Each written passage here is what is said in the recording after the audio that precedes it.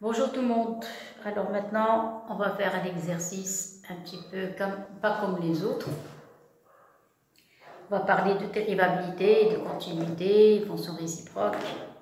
Il n'y a ni arc ici, ni rien du tout, vous allez voir, mais c'est pas évident du tout.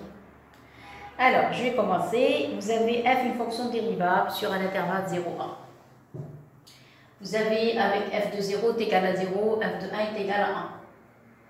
Première question, montrez qu'il existe des valeurs x1, x2 jusqu'à xn, telles que xi est différent de xj pour tout x, et pour tout i différent de j, avec i appartenant à 1. S'il vous plaît, des élèves qui ne savent pas cette notation, c'est une notation supérieure. On la voit en première année supérieure. Vous pouvez écrire d'une autre manière, vous pouvez écrire quel que soit i appartient à 1, 2 jusqu'à n. Alors ici, qu'est-ce que ça veut dire? C'est la forme d'un intervalle. Mais ces deux barres indiquent qu'on est dans un... On va prendre les entiers naturels qui appartiennent à l'intervalle qui varie de 1 jusqu'à n. C'est ça ce que ça veut dire. Donc en général, dans les classes supérieures, on n'écrit plus 1, 2, 3 jusqu'à n. On écrit sous forme d'intervalle, on met deux barres, c'est-à-dire on prend les entiers naturels qui appartiennent à l'intervalle 1, n. Tout simplement. C'est-à-dire, si vous faites tous les xi appartiennent à 0, 1. La question, montrer qu'on peut trouver, alors ça, où il y a le problème, qu'il existe x1, x2 jusqu'à xn, tel que, voilà le résultat, alors ça sont des indications, tel que vous allez avoir f' de x1 plus f de x2 jusqu'à f' en xn est égal à n. Clair? Alors, une question. Quand on vous demande de montrer qu'il existe un x tel que, quand on parle de dérivabilité, il y a trois choses. Ou bien, d'une manière globale, c'est-à-dire à 90% et même plus. On parle des valeurs intermédiaires. On parle de l'application du théorème de s'accroissement fini. On parle de l'application du théorème de Rolle. C'est-à-dire, alors ici, on ne va pas encore parler du théorème de Rolle, on va parler que du théorème des accroissements finis. Alors, c'est quoi le théorème des accroissements finis? On donne une fonction f définie sur un intervalle AB.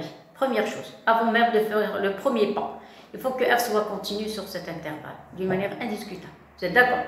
Une fois on a la continuité sur cet intervalle AB, fermé. Après, on parle de la dérivabilité sur le même intervalle mais ouvert. Alors, si on a ces conditions, donc on peut trouver un élément C appartenant à un intervalle ouvert AB, tel que, on va avoir f de B. Fermez les yeux, écoutez. f de B moins f de A est égal à quoi? B moins 1 facteur de f' de C. Vous êtes d'accord? Voilà. Alors ici, on demande l'existence des valeurs x1, x2. Mais ils n'ont pas parlé de continuité. Ils ont parlé que de la dérivabilité. Mais il y a un théorème qui dit, si une fonction est dérivable, elle est continue. Si elle est continue, elle n'est pas forcément dérivable. Vous êtes d'accord? On a vu ça l'année dernière dans le chapitre de dérivée ou de dérivabilité. Et cette année, en terminale, on a fait une petite révision. Donc, toute fonction dérivable sur l'intervalle AB, elle est continue sur cet intervalle. Voilà, on a la continuité. Alors, je commence. Première condition. Qu'est-ce qu'on a dit? On a f à la première question. On a f est dérivable. Et s'il vous plaît, il y a une chose.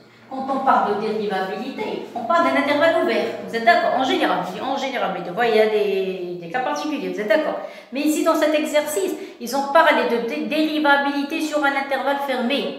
Alors faites très attention à l'énoncé. Toujours, on vous donne des indications. Il faut bien lire avant de commencer. Si on parle de dérivabilité sur un intervalle fermé, on peut parler aussi de continuité sur cet intervalle. Parce que la continuité, toujours, on travaille sur des intervalles fermés. Clair? Alors, f est dérivable sur 0, 1. Donc, f est continu. Continue sur 0. Voilà, on a trouvé la continuité. C'est terminé. Ça y est. Maintenant, on va bien lire l'énoncé. Alors maintenant, on va commencer l'exercice. Alors ça, c'était le départ. Parce qu'on ne peut pas parler de théorème des accroissements finis, théorème de Rolle, théorème de la valeur intermédiaire, sans parler de continuité. Donc on a terminé avec la continuité et la dérivabilité. Maintenant on va commencer l'exercice. Alors on a f, i, continue sur AB, AB c'est 0,1, sur 0,1. Deuxième point, f est dérivable sur 0,1. Vous pouvez prendre l'intervalle ouvert, fermé. Dans cet exercice, on a l'intervalle ouvert, l'intervalle fermé, donc on n'a pas de problème. Si vous voulez prendre les bornes ouvertes, pas de problème. Maintenant, on veut prouver quoi? L'existence de x1, x2, xn. Alors, comment on fait pour trouver l'existence des x? Normalement, on doit, dans les presque 90%, ou même plus, on applique ou bien théorème des accroissements finis, ou bien théorème de Rolle, ou bien théorème de la valeur intermédiaire, en général. Oui. Alors maintenant, on va voir qu'est-ce qu'on va faire. Seulement ici, vous avez nx, n valeurs qu'on veut déterminer. Alors pour cela, je vais considérer n intervalles, inclus dans l'intervalle 0,1. Et chaque intervalle va contenir une de ces solutions. Ça y est. Alors, qu'est-ce que je vais faire? Je vais considérer un intervalle. Alors, je vais prendre un intervalle fermé. Je vais prendre par exemple k sur n et k plus 1 sur n. Ça y est, avec k appartenant à l'ensemble 0, 1, 2, jusqu'à n-1. Alors, vous allez me dire pourquoi 0? Parce que si vous donnez à k 0, vous allez avoir 0, c'est 0. Donc, c'est ça. Et n-1, on place ici, n-1 plus 1, ça donne n sur 1, ça donne 1, la deuxième borne. Donc le plus petit, il donne la première borne, et le plus grand donne la grande borne. Ça y est? Alors, d'amplitude. L'amplitude. C'est quoi l'amplitude? Vous prenez la plus grande valeur, la plus grande borne, vous retranchez la plus petite. Ça vous donne ici 1 sur 1. Voilà l'amplitude. Qu'est-ce que ça veut dire? Ça veut dire tous les intervalles, regardez, vous avez de 0 jusqu'à 1. Je vais diviser l'intervalle 0,1 sous forme de petits intervalles de même longueur. Ici, dans chaque intervalle, vous allez avoir 1 sur 1. Chaque intervalle, 1 sur 1. Jusqu'à la fin, vous allez avoir ici 1 sur 1. Ça y est, c'est ça l'amplitude. Je vais diviser l'intervalle sous forme, ça y est, l'intervalle de longueur 1 sur 1. Ça va? Très bien. Alors après, qu'est-ce que je vais faire? Je vais essayer maintenant de trouver l'existence de ces valeurs. Alors, pour trouver l'existence de ces valeurs, x1, x2 jusqu'à la fin, il y a 3 théorèmes, on les a maintenant, on vient de les étudier. Le premier théorème de la valeur intermédiaire.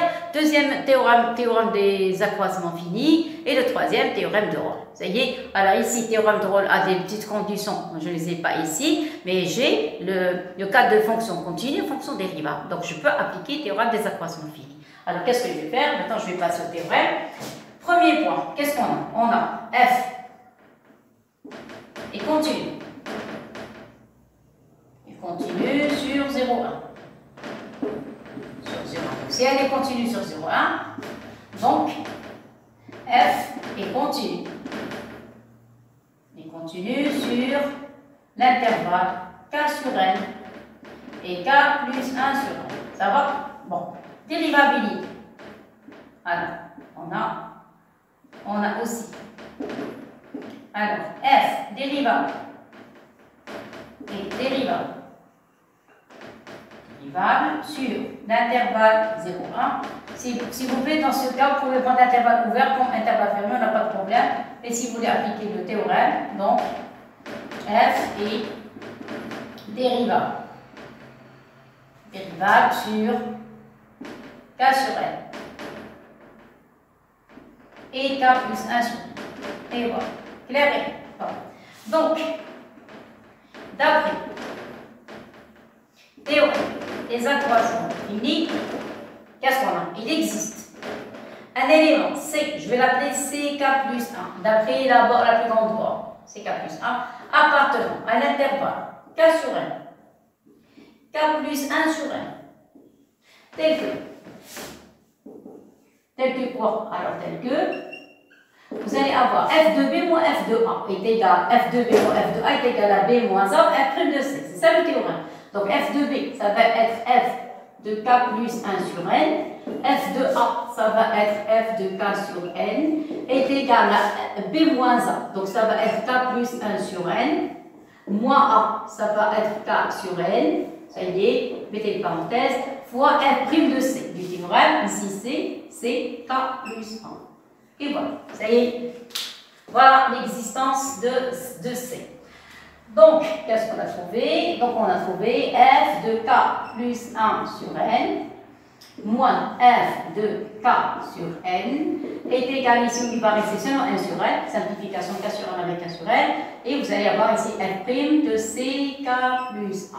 Mais n'oubliez pas d'écrire tel que k appartient à quoi? À 0, 1 jusqu'à n moins 1. Parce que si vous donnez à k la valeur 0, vous allez obtenir ici 0. Si vous donnez à k n moins 1, vous allez obtenir 1. C'est-à-dire, vous avez les bornes de 0 jusqu'à 1. C'est pour ça qu'on a divisé l'intervalle. Ce sont de petits intervalles d'amplitude 1 sur 1. Clair? Voilà, c'est terminé. Maintenant, je vais encadrer cette formule. Voilà. Ça y est, et je vais commencer par remplacer. Remplacer quoi? Alors, je vais remplacer k au début par 0 dans la même dans cette formule. K par 1, k par 2, et jusqu'à la fin, jusqu'à k est égal à n moins 1. Clair? Alors, je commence. K par 0. Il va rester f de 1 sur n. Remplacer k par 1. Il va rester k de 2 sur n. K par 2, vous allez avoir f de 3 sur n. Vous êtes d'accord? Jusqu'à la fin, ici vous allez avoir n moins 1. Donc n moins 1 plus 1, il va rester f de 1. Et voilà, voilà la grande. Bon, vous avez vu? Je passe de l'autre côté, vous allez avoir des moins, des moins, des moins. Ça y est, donc les pointillés. Je passe de l'autre côté, remplacé par 0. Voilà, vous allez avoir ici f de 0. Ici, vous allez avoir f de 1 sur n. Ici, vous allez avoir f de 2 sur n. Et le dernier, ça va être f de quoi? J'ai dit n moins 1. N moins 1, vous allez avoir n moins 1 sur n. N moins 1 sur n. Clair? Égalité. Alors, les égalités, les voilà. Ça y est. Tout nous, c'est les égalités. Vous allez avoir 1 sur n. Donc, 1 sur n, ici, on va avoir k est égal à 0. Il n'a pas de relation avec f sur n. 1 sur n, c'est une constante par rapport à k. Donc, ici, vous allez avoir 1 sur n. 1 sur n, attention, la variable, c'est pas le n. La variable, c'est le k. Voilà, regardez. Voilà. K qui est la variable. Voilà. Vous avez vu, les autres, non, sont des constantes. Alors, combien des paramètres? D'une manière globale, mais la variable, c'est. Alors, ici, 1 sur n, 1 sur 1, jusqu'à la fin, vous allez avoir 1 sur n, ici, 1 sur 1. Et ça y est, maintenant, vous allez avoir ici f', j'ai donné qu'à la valeur 0. Vous allez avoir C1. Vous êtes d'accord? Ici, vous allez avoir f' de C2. Vous êtes d'accord? Ici, jusqu'à la fin, vous allez avoir f' de C3. Et le dernier, ça va être f' de C. On va donner n-1. N-1, je crois que c'est ça. Le dernier, n-1. N-1 plus 1, donc c'est 2. Regardez, vous donnez k plus 1, c'est la plus grande valeur. Donc vous donnez n-1, vous allez obtenir n. C'est ça. N-1. Voilà. Voilà le résultat. Clair? Donc j'ai commencé par C1 et je suis arrivé à CN. Clair? Maintenant on va faire la somme membre à membre. Alors somme membre. Pourquoi la somme? Regardez pourquoi. Alors faites la somme. Parce que d'habitude on avait appris à faire seulement des produits. Alors si vous effectuez les sommes, regardez les simplifications. Voilà, les parallèles. Vous avez vu, une fois que vous avez les parallèles, commencez à simplifier. Qu'est-ce qui va rester dans cette colonne? Il va rester que f de 1. Cette colonne, il va rester moins f de 0. Cette colonne, il va rester 1 sur n facteur. Facteur de quoi? De f' de C1. Plus f' de C2. Plus f' de C1. Et voilà. Clair? Très bien. À quoi est égal f de 1? F est égal à 1 et f de 0 est égal à 0. Ça y est. Donc, qu'est-ce qu'on va avoir? On va essayer de faire le calcul et on va voir qu'est-ce qu'on va trouver. Alors, vous allez avoir. Voilà, ça va, c'est bon. Alors, donc ici, f de 1, c'est 1, f de 0, 0, 0. Donc, vous allez avoir ici. Il faut écrire, s'il vous plaît, en effectuant. suivant la somme membre-membre. Parce que d'habitude, on fait des produits. On applique des produits. Maintenant, on a appliqué une somme. Ça y est, on a dit f de 0, ça c'est 0. Donc, je barre. Il va rester que f de 1. De 1, c'est 1. Ici, il va rester 1 sur 1. Ici, il va y avoir f' de C1 plus f' de C2 plus le dernier f' de Cn. Et voilà, clair et net. Bon. Maintenant, à quoi est égal? Vous allez prendre 1 sur 1, vous allez mettre n ici. Qu'est-ce que vous allez obtenir? Vous pouvez écrire sigma. Sinon, on va laisser comme ça. Voilà, vous allez avoir. Donc, il existe. Donc, ceci indique qu'il existe. C1, C2, jusqu'à quoi? Jusqu'à Cn. Appartenant à quel intervalle? Appartenant à l'intervalle 0, 1. Parce que tous les C appartiennent à des intervalles de la forme K. K sur n, K plus 1 sur n, c'est ça, et il faut ajouter d'amplitude, je vais ajouter avec, voilà, c'est le plus important, avec K sur n et K plus 1 sur n, voilà ce qui m'intéresse moi, inclus plus 1, voilà, plus 1, parce que je vais retrouver cette condition ici, voilà, plus 1, voilà, est inclus dans l'intervalle 0. Pourquoi? Parce que tous ces C, chaque C appartient à un intervalle de la forme K sur n, K plus 1 sur n. Mais tous les C sont inclus dans quel ensemble? Dans 0. Ça y est, donc il existe C1, C2, Cn, appartenant à quoi? À l'intervalle 0, 1. Parce que l'intervalle 0, 1 englobe toutes les solutions appartenant à 0, 1. Tel que, qu'est-ce que vous allez avoir? Vous allez avoir f'. S'il vous plaît, j'ai sauté une petite étape parce que j'ai pas assez de place. Bon, sinon, il reste encore une autre question. Bon, je vais écrire la conclusion dans le parti. Je vais effacer la dernière ligne. Moi, l'essentiel, vous avez compris. Regardez.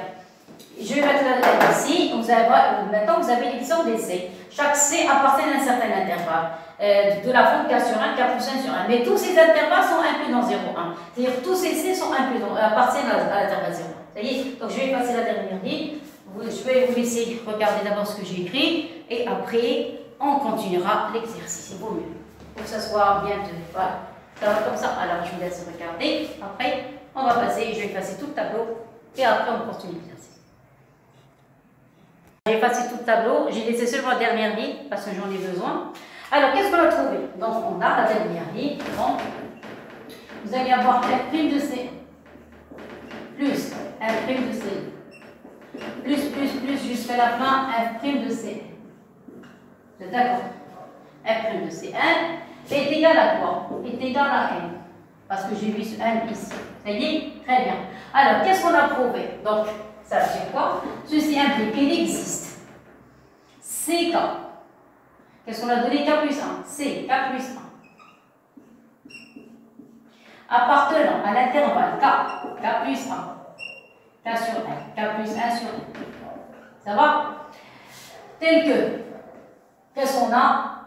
Alors, cet intervalle est inclus dans 0, 1. Comme ça, on n'a plus de problème. Ça y est.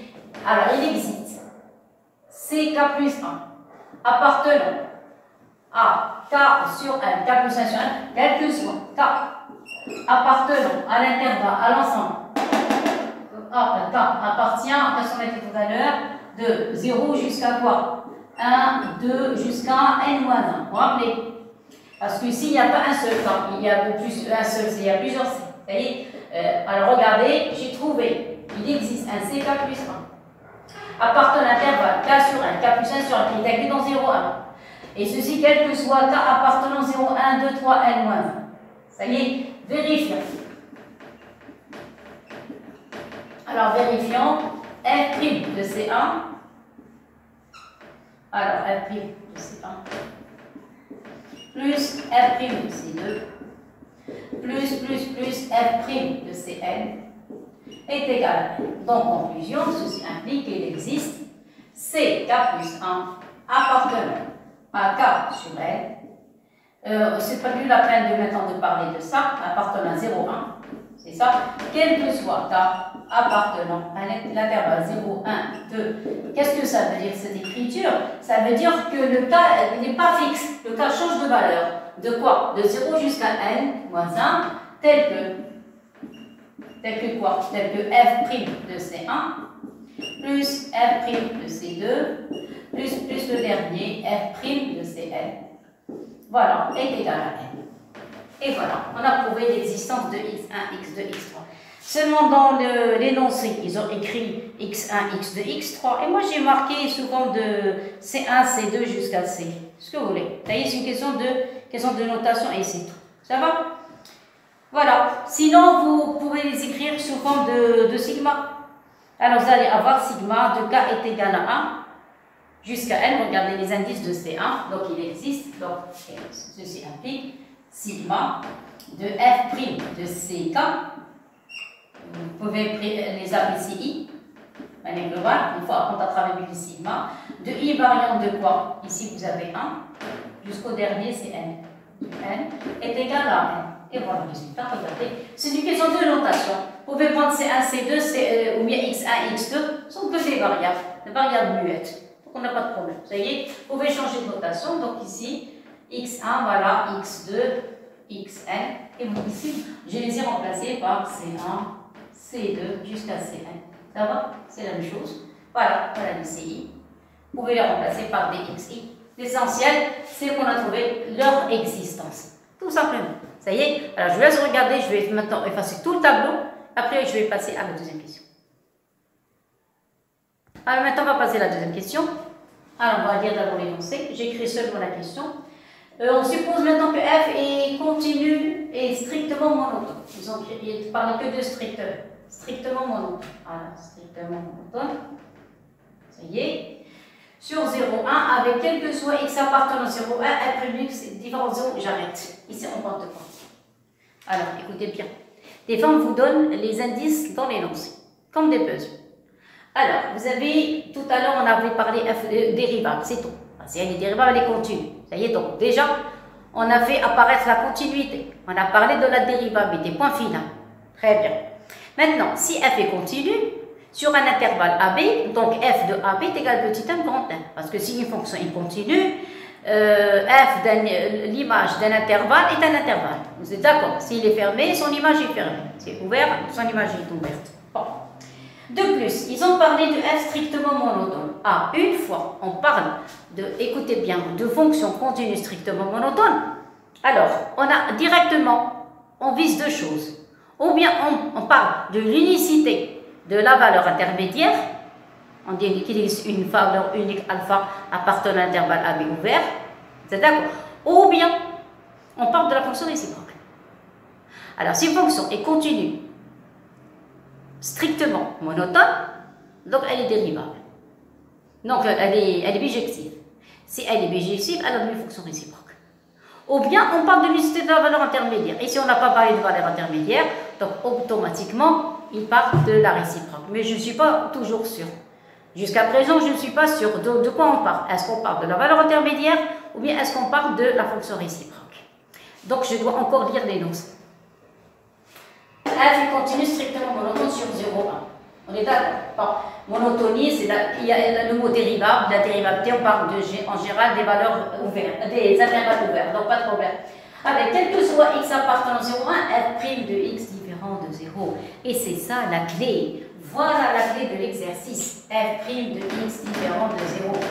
Si je dis à quelqu'un, qu'est-ce que ça veut dire f' de x différent de 0, il va me dire la dérivée ne s'annule pas. Point final. Mais pour les élèves de terminale, ils vont me dire qu'on cherche f moins 1' de quelque chose. De quoi? Je vais écrire. Donc, petite remarque. Alors, pas remarque, même si petit rappel ici. Alors, rappel. Si f est dérivable en x0, si f' en x0 est différent de 0, donc, qu'est-ce qu'on a? On a f moins 1 qui est dérivable. Qui est dérivable en quoi? En y0 qui est égal à f de x0. Ça va, vous vous rappelez maintenant? Et f moins 1 prime de x0 est égal à f moins 1 prime de f de x0 0 qui est égal à 1 sur f' en big 0. Voilà la condition. Vous avez vu? Là, voilà la condition. Donc, on a intérêt à bien lire l'énoncé. Ça y est, si on lit bien l'énoncé, on peut arriver facilement à la réponse. Ça y est, et vous remarquez ici qu'il y a 1 sur f' en big 0, f' de x différent 0, quel que soit x appartenant à 0. Ça y est, donc ça, c'était un petit rappel. Ça va nous aider à résoudre le problème. Ça y est, alors je commence maintenant l'exercice. Qu'est-ce qu'on a? On a f continue sur 0,1. Je répète depuis le départ. F continue sur 0,1. F est dérivable sur 0,1. F est strictement monotone sur 0,1. Et on connaît les images de f de 0 à f de 1. Donc l'image de l'intervalle 0,1 et l'intervalle 0,1. Je ne sais pas si elle est croissante ou décroissante. L'essentiel, c'est que je vais avoir la plus petite valeur et la plus grande valeur. Ça y est, vous avez, puisqu'elle est bijective, à une fonction réciproque, si f de 1 est égal à 1, donc f moins 1 de 1 est aussi égal à 1. Si f de 0 est égal à 0, donc f moins 1 de 0 est égal à 0. Vous avez compris? Ces deux points appartiennent à la première bisectrice. Ce sont des points invariants qui appartiennent à la fois à C de f et à C de f moins 1. Parce que vous avez l'antécédent égale l'image. Ah, je vais écrire ça maintenant en détail, j'ai trop parlé, mais seulement je vous donne des explications. S'il vous plaît, une fois que je termine, qu'est-ce que vous allez faire? Vous allez écrire ça en détail. Parce qu'il y a des choses que je n'arrive pas à les écrire. D'accord? Mais je le dis. Il faut bien écouter et prendre les notes. Alors, on commence. Qu'est-ce que j'ai dit? On part depuis le départ. Ça sont des rappels, ça c'est la question. On ne parle pas de la question, c'est la question, ça c'est des rappels. Et ces rappels, je vais les appliquer dans cette partie. Alors, je commence. On a f et continue sur 0. Voilà. Je vais terminer avec la continuité. On a f et continue strictement monotone. Voilà, continue, non pas par de continuité, mais la continuité d'après la première question. Elle est continue strictement monotone. Continue strictement monotone. Sur 0,1. Vous êtes d'accord? Seulement ils ont pris l'intervalle ouvert. Donc moi aussi je prends l'intervalle ouvert pour ne pas avoir de problème. Pour pouvoir appliquer théorème. Vous êtes d'accord? Donc quoi? Donc f est bijectif. Donc f est bijectif.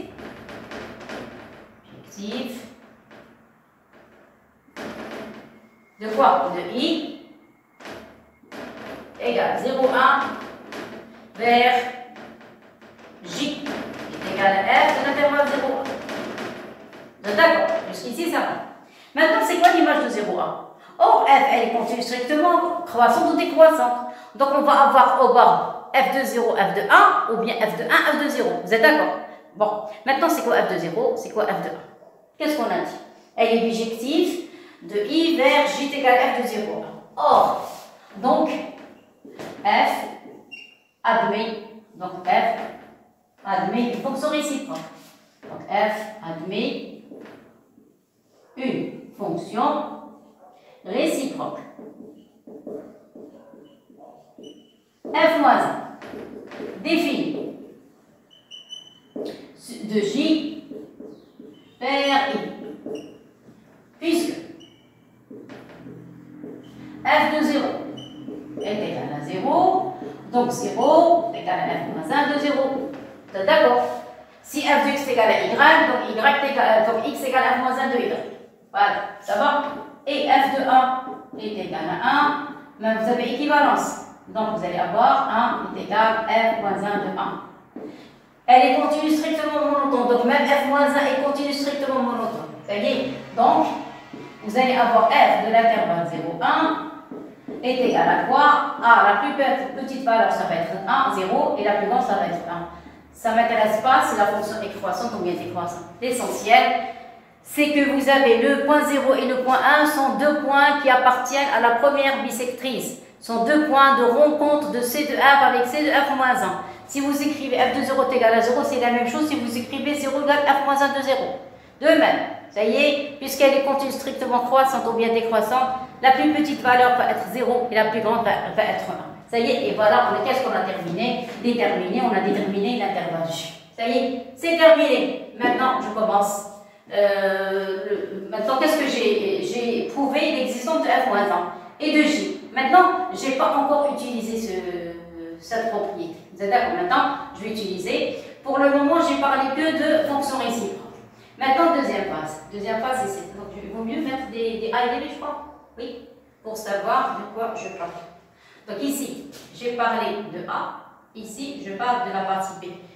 Alors, la partie A, ça commence ici. Et la partie B, ça commence à partir d'ici. Clair? Alors, je commence. Qu'est-ce qu'on a? Qu'est-ce qu'on a dit? On a F et... qu'est-ce qu'on a dit? Il faut parler de dérivable. Alors, F est dérivable. Sur l'intervalle 0,1. D'accord? Alors, si F est dérivable sur l'intervalle 0,1, elle est dérivable en chaque point de cet intervalle. Vous êtes d'accord? Donc, elle est dérivable sur 0,1 et ceci implique que, quel que soit x appartenant, j'ai besoin de cette écriture. Voilà. Quel que soit dérivable, c'est ça? Et oui, f' de x. Vous avez condition, quel que soit x, f' de x égale a. Et on a, quel que soit x appartenant l'intervalle 0,1, on a besoin de cette écriture. Qu'est-ce qu'on a? F' de x est différent de 0. C'est ça? Différent de 0, quel que soit x appartenant à cet intervalle. Ça, clair et bien. Très bien. Qu'est-ce que ça veut dire? Ceci implique que quel que soit xi, voilà, maintenant je commence à parler des xi, quel que soit xi appartenant à l'intervalle 0,1, vous allez avoir f' de xi est différent de 0. Parce qu'ils ont donné la condition, n'importe quel élément de 0, f' de x différent de 0. C'est-à-dire si vous prenez n'importe quel xi, c'est x que vous avez ici, n'importe lequel, ou n'importe quelle valeur qui est par la 0,1, vous allez avoir f' de xi différent de 0. Donc, f est dérivable sur 0,1, les f' de x, i sont différents de 0, donc qu'est-ce qu'on a? Donc, on a f-1' et, ou bien f-1 est dérivable, c'est le théorème, regardez, f-1 dérivable en x0, f-1' de y0, non, ça, f dérivable en x0, f' de x0 est différent de 0, donc f-1 est dérivable en y0, tout simplement. Vous voyez? Donc f-1, je suis arrivé à cette phrase. Donc f-1 est dérivable en y0, yi qui est égal à f de x. Voilà. J'applique le rond. Dérivable en y0 est égal à f de 0 et j'applique la relation. Ça y est. Donc vous allez avoir, là c'est là-dedans. Donc vous allez avoir f-1' de y0, c'est donc de yi, est égal à f-1' de f de xi est égal à f-1' de f de xi. Vous êtes d'accord? Et ceci est égal à 1 sur f' en x0. Vous allez avoir 1 sur f' en xi. Et voilà. Clair et net? Très très bien. Et maintenant, qu'est-ce qu'on va faire? On va appliquer la première question qu'on a vue tout à l'heure à ce résultat. C'est quoi la première question? Alors maintenant, on va bien lire la première partie. Regarde. Vous avez, si f est dérivable, on l'a pour f-1.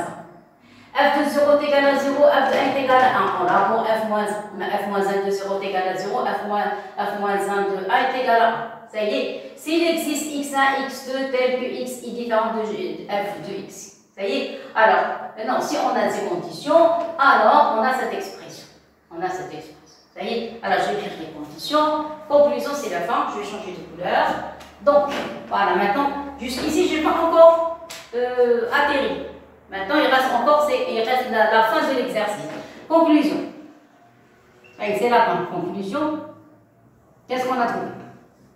On a les hypothèses f moins 1 et continue. Ou bien dérivable. J'écris directement parce que si on a trouvé qu'elle est dérivable, donc ça y est. J'écris seulement les données. F moins 1 est dérivable. Alors, dérivable sur l'intervalle 0. Vous êtes d'accord? Dérivable. Quoi d'autre? Vous avez f moins 1 de 0. F moins 1 de 0.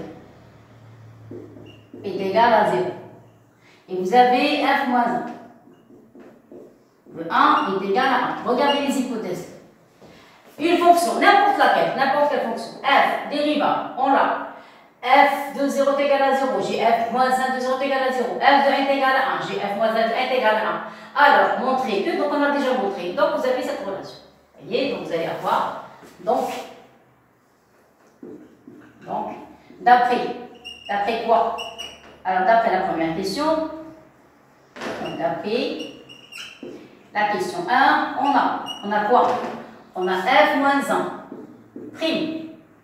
De la première valeur, moi ici c'était des x, maintenant je vais les appeler des y, de y1, plus f moins 1, prime de y2, plus le dernier, f moins 1, prime de yn, est égal à n. Pourquoi je les ai appelés des y? Je les ai appelés des y pour pouvoir appliquer voilà, la relation de la dérivabilité. Ça y est, les y, et ça va être f de xi, ça y est, les f de xi, et vous allez avoir ici f prime en xi. Voilà, donc ici, voilà, donc ici vous allez avoir y1, ici vous allez avoir y2, et le dernier, ça va être y1, et bien sûr ici vous avez des quantités. C'est égal à 1, clair? Mais maintenant, à quoi est égal f moins 1 plus de chaque y? C'est égal à 1 sur 1 plus moins 0.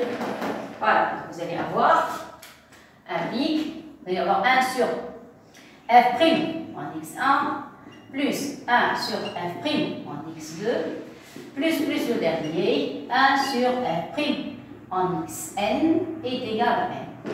Et voilà. Tout le résultat. Vous avez vu? Et voilà. Donc c'est quoi? Y1, c'est l'image de x1, ici x2, ici x1. Ça y est? S'il vous plaît, voilà. Pour la première question, si vous ne voulez pas avoir de confusion, vous pouvez changer C1, C2, C3 jusqu'à Cn par x1, x2, x. Ça va? Parce que les x et les c sont des variables muettes et vous pouvez les remplacer par n'importe quoi. Mais pour la deuxième question, nous, on a pris l'habitude d'écrire f-1' de yi est égal à f-1' de f de x. Clair? Et voilà l'exercice. J'espère que vous avez apprécié. C'est très intéressant. Ici, écoutez bien, quand on vous parle d'une fonction continue strictement monotone, avec une dérivée différence 0, pensez directement à la formule de la dérivabilité de la fonction réciproque. Clair? Et bien sûr, l'existence des valeurs. Jusqu'ici, on a théorème des effacements finis, théorème de Rolle et théorème de la variable intermédiaire. On peut appliquer d'autres théorèmes, mais ça, ce sont la base de termination. Voilà, merci beaucoup. Maintenant, on va passer au deuxième exercice.